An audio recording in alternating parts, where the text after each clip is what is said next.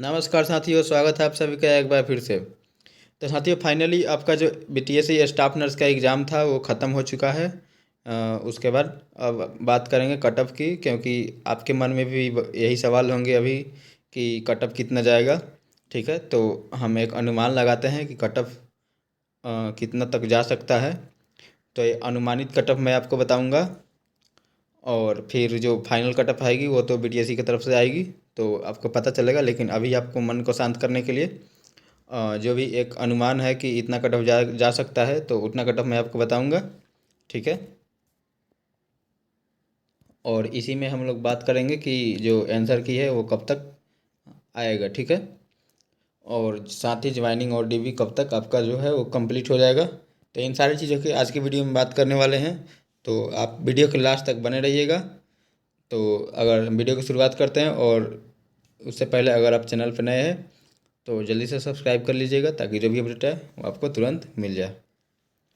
तो चलिए शुरुआत करते हैं। तो साथियों, आप सभी को पता है कि इस बार जो स्टाफ नर्स का एग्ज़ाम हुआ उसमें जो बहाली आई थी उसमें कितने पोस्ट हैं, तो 11,389 जो आपका जो है उसमें पोस्ट दिया गया है। ठीक है, और 11,389 में आपका जो कैटेगरी वाइज डिवाइडेड पोस्ट है उसमें, तो आप सभी को आपने देखा होगा कि कितना पोस्ट है। उसके अनुसार मैं आपको कट ऑफ बताऊंगा कि कितनी कौन सी कैटेगरी में कितनी सीट है। उसके अनुसार जो मैं आपको कट ऑफ निकाल कर लाया हूँ कि कितना जा सकता है। ठीक है, तो साथियों, अगर एग्ज़ाम का लेवल देखा जाए तो एग्ज़ाम का लेवल जो था वो आपका जो मिड मॉडरेट टू हाई था। ठीक है, मॉडरेट टू हार्ड था, क्योंकि उसमें जो कुछ क्वेश्चन दिए हुए थे वो कुछ क्वेश्चन आपको आसान दिया हुआ था, और कुछ क्वेश्चन जो है आपका बिल्कुल उल्टा सीधा सब्जेक्ट के लेकर दिया गया था, जैसे मैनेजमेंट वगैरह हो गया और सीईटी वगैरह हो गया।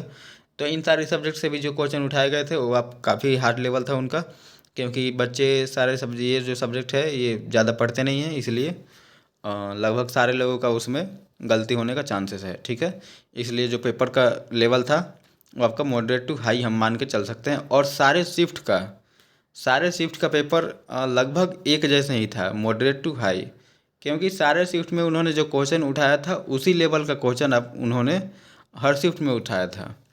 ऐसा नहीं है कि एक में आसान पूछ दिया, एक में मैनेजमेंट पूछ दिया, एक में पूछा ही नहीं। ठीक है, तो ऐसा कुछ नहीं था। हर शिफ्ट में आपका जो मैनेजमेंट से क्वेश्चन था या फिर सीईटी से था, वो सब सारे शिफ्ट में था, ऐसा नहीं है। ठीक है, तो आप ये मत समझिएगा कि आपका शिफ्ट वाला हार्ड था दूसरे वाले का तो आसान आया था, तो ऐसा कुछ नहीं है। हर उसके वाला भी, हर शिफ्ट वाले का भी सेम आप ही की तरह हाल है, आपका वाला ही, कि उन्होंने भी कुछ ऐसे मारा होगा जो उनको थोड़ा सा हार्ड लगा होगा। ठीक है, तो चलिए बात करते हैं कि कट ऑफ कितना जा सकता है। और साथियों, कट ऑफ से पहले आप एक एक पेपर का आज का कटिंग देख लीजिए। ठीक है, ये पेपर का कटिंग है प्रभात खबर का आज का, आज यानी 4 जुलाई का, जो 4 अगस्त का जो पेपर का कटिंग है वो आज दिया गया है पेपर में, कि आपका जो एग्ज़ाम हुआ था 30, 31 और 1 अगस्त को। ठीक है, तो उसमें आपका जो लगभग कितने शामिल हुए, तो 45,000 अभ्यर्थी इसमें शामिल हुए हैं। ठीक है, कुल पदों में से 35% आपका जो है महिलाओं के लिए इसमें रिजर्व रखा गया है। तो साथियों, आप अनुमान लगाइए कि लगभग 90,000 या 1 लाख फॉर्म भरे गए थे। ठीक है, उसके बाद इसमें सिर्फ 45,000 ही अभ्यर्थी इसमें शामिल हुए हैं एग्ज़ाम देने में। ठीक है, और इसमें भी बहुत सारे लोग अदर स्टेट के होंगे, तो उसमें भी अभी उसमें भी आप इनका जो भर्ती है इसमें आप वो भी छाँटेंगे अभी, क्योंकि जब डीवी वगैरह होगा तो उसमें जिनके पास रजिस्ट्रेशन वगैरह का मामला चल रहा है या फिर आपका आईएनसी वाला मामला चल रहा है, तो उसको लेकर इसमें काफ़ी लोग अभी अ, मतलब छंटने वाले हैं। ठीक है, तो आपका कट ऑफ जो है वो थोड़ा कम ही रहने वाली है। ठीक है, तो चलिए अब बात करते हैं फाइनली कि कट ऑफ कितना आपका जा सकता है। तो साथियों, यहाँ पे देखिएगा, जो आपका यूआर कैटेगरी यानी जनरल कैटेगरी है उसका 65 से 70 जिनका क्वेश्चन सही है उनका चांस है कि यहाँ पे सिलेक्शन हो जाएगा। मैं यहाँ पे क्वेश्चन का बात कर रहा हूँ, आप परसेंट मत समझिएगा। ठीक है, कि मैं आप यहाँ पे मान के चलिए कि आपके इतने क्वेश्चन सही हो गए, तो आप यहाँ पे आपका जो है चांसेस हैं कि आपका बहुत चांसेस हैं कि आपका सिलेक्शन हो जाए इसमें, ठीक है। तो जिनका भी यूआर कैटेगरी है, यूआर कैटेगरी में आप अगर आपका 65 से 70 क्वेश्चन सही हो रहे हैं तो आप सेफ जोन में हैं, ठीक है।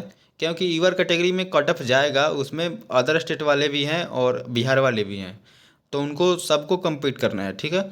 तो इसलिए इसमें जनरल कैटेगरी में कट ऑफ जो है वो ज़्यादा जाएगा, ठीक है। अब बात करते हैं ईडब्ल्यूएस की। तो ईडब्ल्यूएस के भी उतना कम नहीं रहने वाला है, क्योंकि इसमें भी छात्र हैं और सीट भी ठीक ठाक है, ठीक है। तो इसमें आपका जो है 62 से 65 इसमें जाने की संभावना है। जिनका भी 62 से 65 के बीच या फिर इससे ज़्यादा क्वेश्चन सही है, तो वो मान सकते हैं कि वो सेफ जोन में है, उनका सिलेक्शन हो जाएगा, ठीक है। अब बात करते हैं बीसी की। तो बीसी में जिनका भी 62 से 65 यानी कि ईडब्ल्यूएस और बीसी लगभग आप देखिएगा तो इनका सेम ही आंकड़ा चलता है, ये लोग सेम नंबर पे ही compete करते हैं, ठीक है। तो इनका भी लगभग सेम रहने वाला है 62 से 65, ठीक है। 62 से 65 क्वेश्चन अगर सही है बीसी वाले कैटेगरी का या फिर इससे ज़्यादा सही है तो वो लोग सेफ जोन में हैं। अब बात करते हैं ईबीसी का। ईबीसी में अगर आपका 55 से 60 क्वेश्चन सही हो रहे हैं, 55 से 60, ध्यान दीजिएगा, ईबीसी में काफ़ी सारे पोस्ट हैं, इसलिए इसका कट ऑफ थोड़ा कम ही रहेगा। तो ईबीसी वाले अगर 55 से 60 तक क्वेश्चन सही है तो वो लोग सेफ जोन में हैं। और एससी कैटेगरी, एससी में भी काफ़ी लोग आते हैं, काफ़ी इसमें भी जनसंख्या है, ठीक है। तो इसमें भी आपका जो है 55 से 58 जिनका सही है वो अपने आप को सेफ जोन में मान सकते हैं, ठीक है। अब बात करें एसटी की। तो एसटी में भी जिनका 50 से 55 क्वेश्चन सही है, 50 के ऊपर हैं जिनका भी एसटी कैटेगरी है, उनका सिलेक्शन होने का बहुत चांस है, ठीक है। अब बात करें महिलाओं की। तो महिलाओं का आपको पता है कि 35% आरक्षण इसमें मिलने वाला है। तो इस वजह से महिलाओं का अगर 48 से 52 तक या इससे ज़्यादा अगर उनका सही है तो उनका मतलब मैक्सिमम चांस है कि उनका सिलेक्शन हो जाएगा, ठीक है। तो चलिए, मैंने आपको बता दिया कि कितना कट ऑफ जा सकता है, ये अनुमानित है, ठीक है। और बाकी जो फाइनल कट ऑफ आएगा वो बीटीएससी की तरफ से आपका जारी किया जाएगा, ठीक है। चलिए, अब बात करते हैं कि स्कोर कार्ड कब आएगा, ठीक है। और साथियों, बात करें स्कोर कार्ड यानी कि आंसर की जो आपका है वो कब तक आने की संभावना है। तो स्कोर कार्ड आपका जो है 15 से 20 दिन के अंदर में आपका स्कोर कोड जारी कर दिया जाता है, ठीक है। तो आप यहाँ पे मान के चलिए कि आपका जो है 15 से 20 तारीख तक आपका जो स्कोर कार्ड यानी कि आंसर की आने की संभावना है, ठीक है। 20 अगस्त तक आपका जो है आंसर की आ जाना चाहिए, ठीक है। अब बात करते हैं कि डीबी और आपका ज्वाइनिंग कब तक हो जाएगा। तो साथियों, सरकार की पूरी कोशिश है कि आपका जो है ज्वाइनिंग हो जाए चुनाव से पहले, ठीक है। और चुनाव से पहले यानी कि चुनाव कब से है, तो आपका अक्टूबर में आचार संहिता लागू होगा, ठीक है। तो अक्टूबर में लागू होगा तो आपका जो सरकार की प्रयास है कि अक्टूबर से पहले पहले करा लिया जाए, यानी 20 अगस्त तक आपका जो है आंसर किया जाएगा। उसके बाद 10-12 दिन बाद आपका जो है एक जो आपका वो स्कोर कार्ड है वो स्कोर कार्ड निकाल लिया जाएगा। और उसके बाद आपका डीबी का लिस्ट आ जाएगा, ठीक है। किन किन का डीबी होना है वो सारे लिस्ट आ जाएंगे। उसके बाद आपका ज्वाइनिंग लेटर आ जाएगा।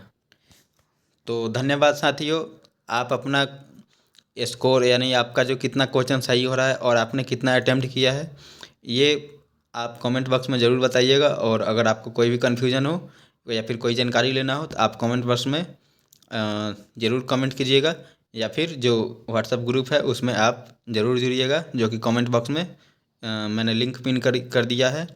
तो आप उसमें ज़रूर जुड़िएगा, उसमें सारी इन्फॉर्मेशन आपको दी जाती है।